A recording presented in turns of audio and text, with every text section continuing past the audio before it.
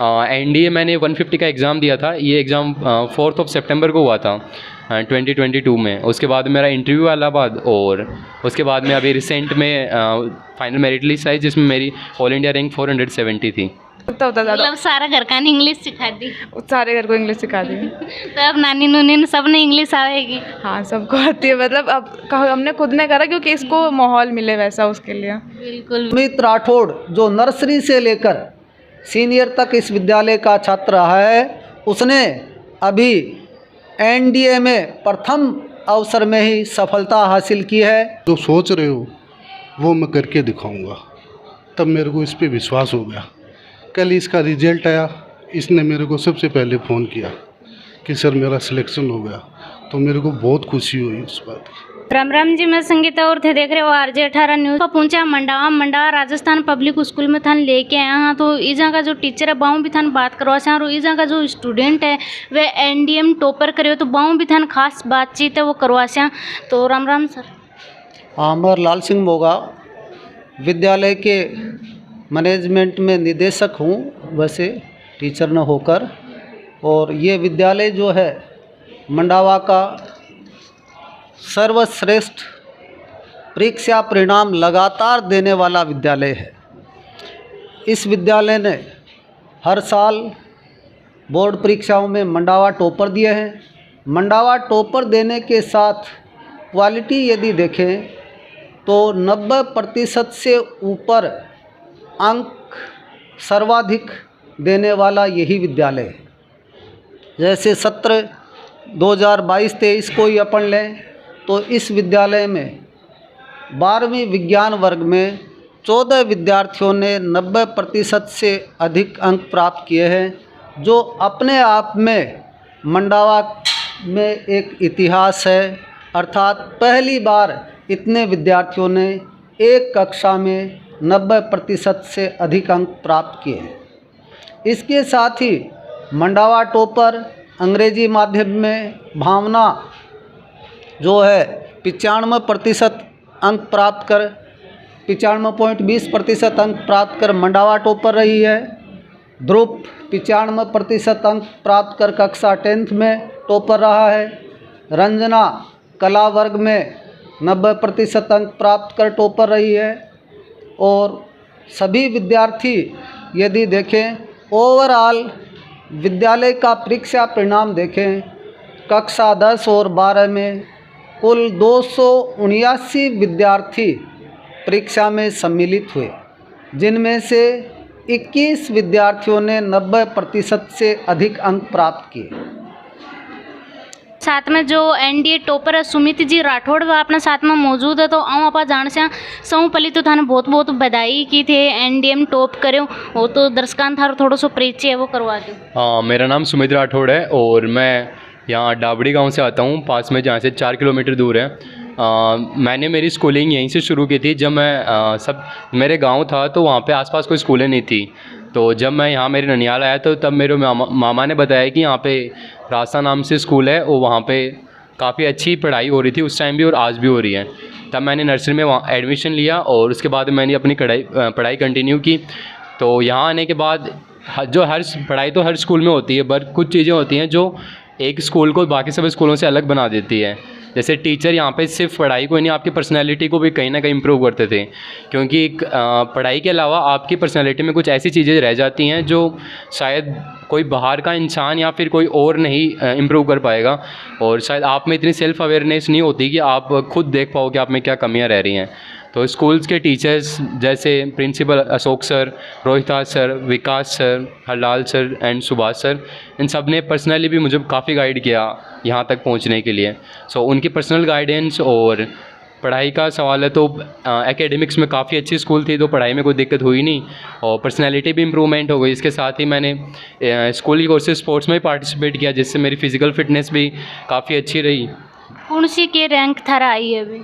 NDA मैंने 150 का exam दिया था। ये एग्ज़ाम 4 सितंबर को हुआ था 2022 में। उसके बाद मेरा इंटरव्यू इलाहाबाद, और उसके बाद में अभी रिसेंट में फाइनल मेरिट लिस्ट आई जिसमें मेरी ऑल इंडिया रैंक 470 थी। जैन की थे एनडीएम टॉप करे हो, एक पीछे कोई थारो फैमिली बैकग्राउंड हो या शुरुआत हो या लगन ही कि अपन जानो ही है? फैमिली बैकग्राउंड तो डिफेंस का मेरा वैसे है नहीं, कोई भी फैमिली में मेरे डिफेंस से नहीं है। बट जब मैं यहाँ ननिहाल आया तो झुंझुनू की जो सराउंडिंग है वहाँ पे आर्मी में काफ़ी सोल्जर्स हैं। इवन एक परमवीर चक्र विजेता मेजर पीरू सिंह शेखावत वो भी झुंझुनू से हैं। तो उनकी स्टोरी मैंने पढ़ी तो उससे भी काफ़ी इंस्पायर्ड था, और आसपास इन्वायरमेंट ऐसा था तो उस चीज़ से मैं इंस्पायर हुआ कि डिफेंस में जाना चाहिए। तो इसलिए यही चीज़ थी, जो इन्वायरमेंट है यहाँ का उसने मुझे मोटिवेट किया डिफेंस में जाने के लिए। जी कि बाकी का बच्चा थान देख रहा है तो वह भी जानना चाह रहा होगा इसकी शुरुआत की जाऊँ कि करनी पड़े घटे सीखूँ बच्चा मतलब यो उस स्टार्ट है वो कर सके। मेरे को जहाँ तक लगता है कि जब आप 11th में होते हो और आप जिस स्कूल में पढ़ रहे होते हो वहाँ का इन्वायरमेंट आपको सेव करना शुरू कर देता है कि आप फ्यूचर में क्या बनने वाले हो।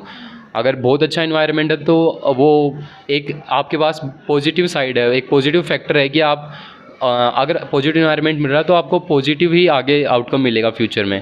तो पहला तो आप सेलेक्ट करें कि आप कैसे इन्वायरमेंट में रह रहे हैं। उसके बाद में जब आप 11th में होते हैं तभी आपके फ्यूचर से रिलेटेड सारी चीज़ें प्रिपरेशन शुरू हो जाती है कि अगर आप IIT में जाना चाहते हैं तो मैथ लेंगे। वैसे ही डिफेंस की तैयारी भी 11th से शुरू हो जाती है। तो मैंने 11th और 12th इसी स्कूल से की, और अब मेनली जो ND होता है उसके अंदर इंग्लिश मैथ ये बहुत ज़्यादा वेटेज रखते हैं। तो मैं एक PCM का स्टूडेंट था, तो मैथ सर राजकुमार सर पढ़ाते थे, काफ़ी अच्छा पढ़ाते थे। तो उससे मैथ के सारे कॉन्सेप्ट क्लियर हो गए, जिससे मेरे को रिटन में इतनी कुछ कोचिंग करनी नहीं पड़ी। और इंग्लिश में एक ऐसा फैक्टर था जिसने शायद मेरे को हर जगह हेल्प किया है, बोलने में भी हेल्प किया है और रिटन में मार्क्स स्कोर करने के लिए भी। तो इंग्लिश रोहतास सर पढ़ाते थे, तो उनका जो पढ़ाने का तरीका मेरे को नहीं लगता कि मेरे को ऐसे टीचर कभी मिले हैं जिन्होंने इतनी अच्छे से बताया। और उसके बाद में 12th के बाद में मैंने पेपर दिया, थोड़ी प्रिपरेशन की घर पे, पेपर दिया और क्लियर हो गया।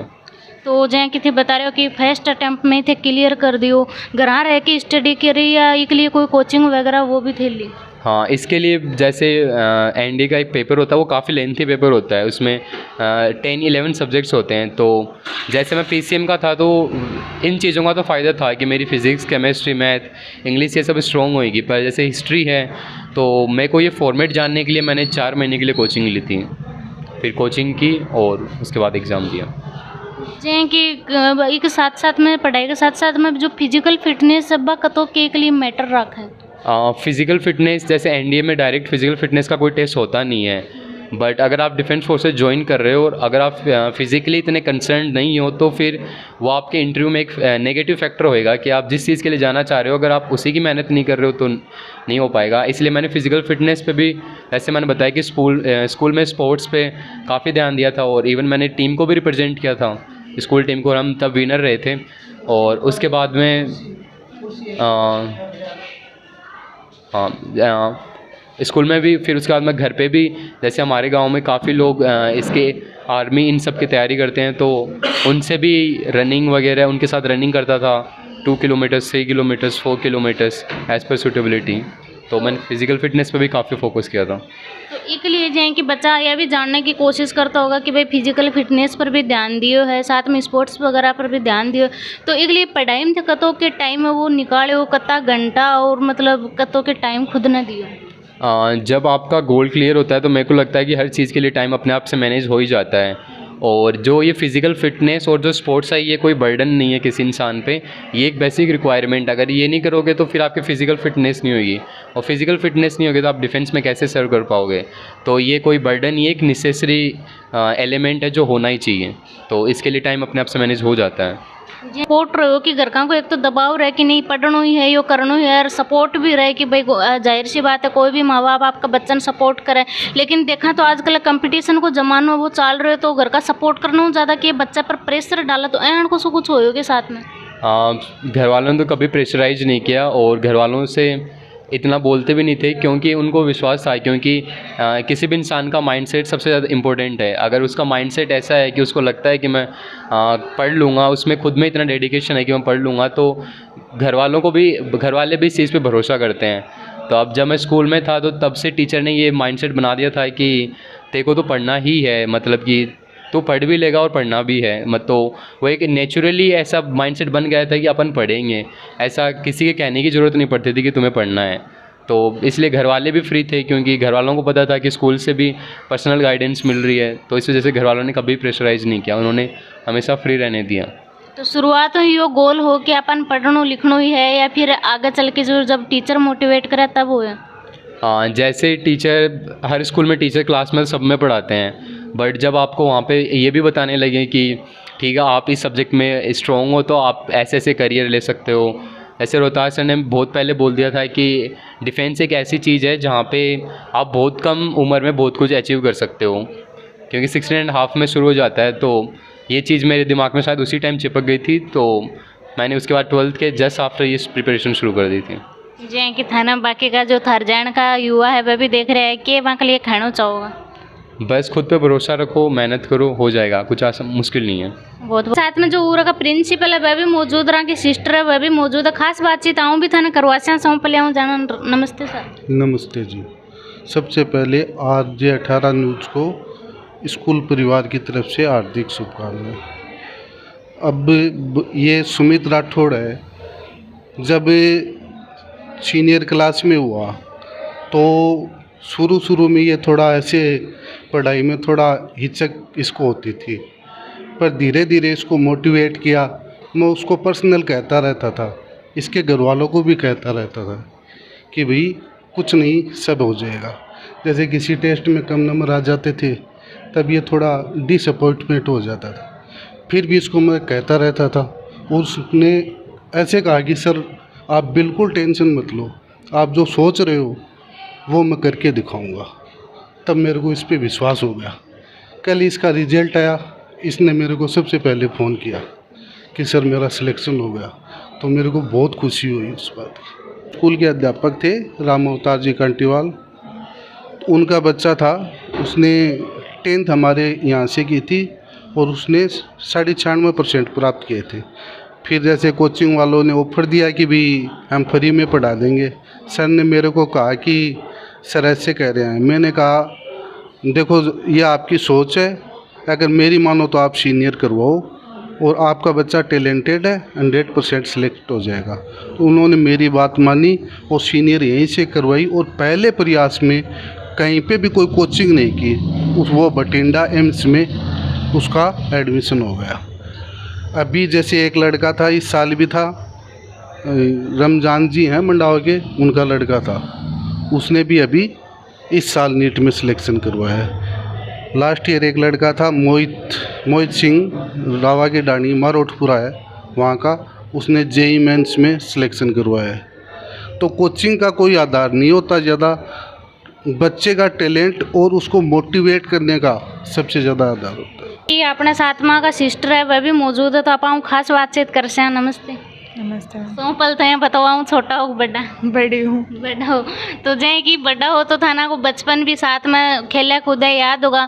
बचपन में ये मस्ती करता नटखट हा के हमेशा पढ़ाई में लेके सीरियस है? बहुत बदमाश था, बचपन से बहुत बदमाश था। तो अब जाके सीरियस है? हाँ है मेरा छोटा भाई, पर ये मारपीट भी बहुत ज़्यादा करता था। ऐसा कुछ नहीं है, जितना ये पढ़ाई को लेके सीरियस है उतना ये फ़न को लेके सीरियस है। जितना मजाक करने का उसको मौका मिलता है उतना वो करता है, और लेकिन पढ़ाई को बीच में कभी स्किप नहीं करता। जब उसको मौका मिलता है तो बीच में जैसे अभी तो पढ़ना लग जाता है। कतो के अच्छो लाग रहे हो अभी जे कि भाई छोटो भाई है और जॉब लाग गयो और अपने आप में एक खुशी महसूस हो रही होगी? बहुत प्राउड फील हो रहा है, मतलब ऐसे छाती चौड़ी हो गई कि कुछ दिन पहले जब भाई की शैतानी देखा करता वो आज जॉब में लग गया। तो हाँ नहीं, बहुत प्राउड फील हो रहा है। ऐसा नहीं है कि मतलब ये अचानक से हुआ है, हम इस चीज़ के लिए बहुत पहले से प्रिपेयर थे, इसकी मेहनत देखते आ रहे हैं। तो हमें ऐसा नहीं है कि अचानक से ऐसे लगा कि ये शिट ये कैसे हो गया, कि नहीं हमें पहले पता था ऐसा कुछ होगा, उम्मीदें थी इससे कि हाँ कर लेगा। तो घर का के कतो के सपोर्ट है वो रखता, मतलब यहाँ तो कोनी क्या ना ज़्यादा सपोर्ट करता था ना कम करता, कुछ हैंड को रही होगी? नहीं ऐसा कुछ नहीं था, सब बराबर ही थे। कभी जाए कि देखा पढ़ाई को प्रेशर है जो बच्चा पर आजकल है, जाहिर सी बात है कि कंपटीशन को जमाना वो चाल रहे हो, तो माँ बाप बनाओ ही बनाओ, बहन को कुछ दबाव रहे हो कि कभी?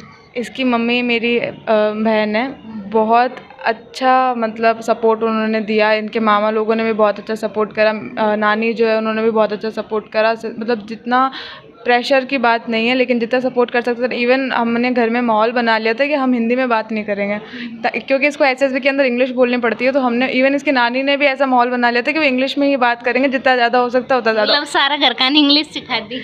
सारे घर को इंग्लिश सिखा दी। तो अब नानी नूनी सब ने इंग्लिश आएगी? हाँ, सबको आती है। मतलब अब हमने खुद ने करा, क्योंकि इसको माहौल मिले वैसा उसके लिए। बिल्कुल बिल्कुल। रहना के वो क्या कर रहे एक घर में शिक्षित हो, वो सबने शिक्षित कर दे भाई, बात होगी क्यों? वही बात हो गई, बिल्कुल सही है। बहुत बहुत धन्यवाद। वेलकम।